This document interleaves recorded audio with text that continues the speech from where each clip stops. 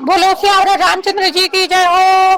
जी पर कृपा करें जन जाने का प्रज्वल चावे माने तो बहुन आय गिरिराई सकल सैल सर लिए बुलाए आदर दान विनय बहु माना सब कर विदा कीन हिम माना पर्वत राज हिमाचल तुरंत कराए और उन्होंने सब पर्वतों और सरोवरों को बुलाया। हिममान ने आदर दान विनय और बहुत सम्मान पूर्वक सबकी विदाई की।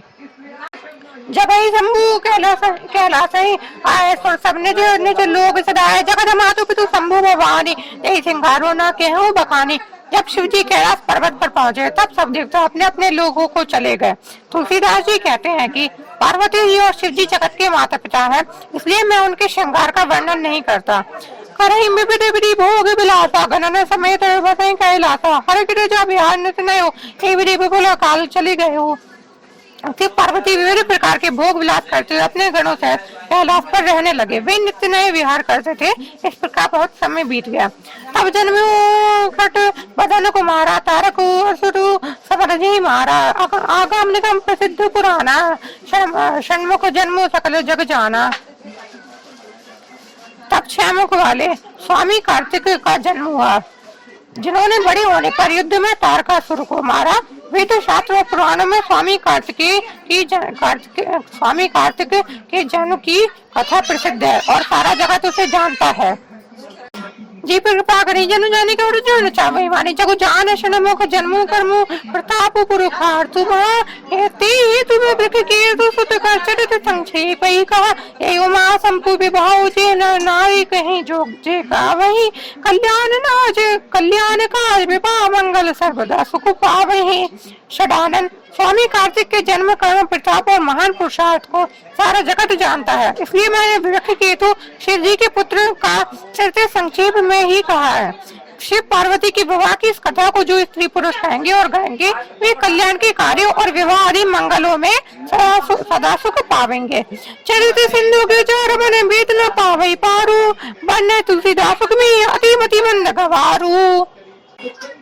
गिरजापति महादेव जी का चरित्र समुद्र के समान अपार है, उसका पार वेद भी नहीं पाते तब अत्यंत मंद बुद्धि और गवार तुलसीदास उसका वर्णन कैसे कर सकता है।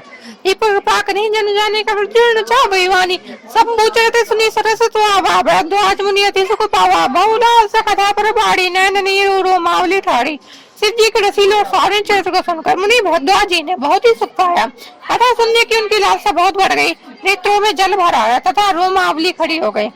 प्रेम बस मुख आव न बाणे दशा दे की हर के मुनि ज्ञाने अवधन्य तब जन्म मुनीसा तुम्हें प्राण संप्रिय गौरीसा। वे प्रेम में मुग्ध हो गए, मुख से वाणी नहीं निकलती। उनकी यह दशा देखकर ज्ञानी मुनि याज्ञवल्क्य बहुत प्रसन्न है और बोले हे मुनीश आह तुम्हारा जन्म धन्य है, तुमको गौरीपति शिव जी के प्राणों के समान प्रिय है। सिपद कमल जिन्हि रति नाहि राम इति सपनो ना सुहाए बिनु छल विस्तनाद पद देहु राम भगत कर लक्षण एहु। शिव जी के चरण कमलों में जिनकी प्रीति नहीं है वे श्री रामचंद्र जी को स्वप्न में भी अच्छे नहीं लगते। विश्वनाथ श्री शिव जी के चरणों में निष्कपट विशुद्ध प्रेम होना यही राम भक्त का लक्षण है। शिव राम को रघुपति व्रत धारे बिनु तजी सती हसी नारी पर अपनो करी रघुपति भक्ति दिखाए को शिव समय रामे प्रिय भाई। शिव जी के समान रघुनाथ जी की भक्ति का व्रत धारण करने वाला कौन है, जिन्होंने बिना ही पाप के सती जैसी स्त्री को त्याग दिया और प्रतिज्ञा करके श्री रघुनाथ जी की भक्ति को दिखा दिया।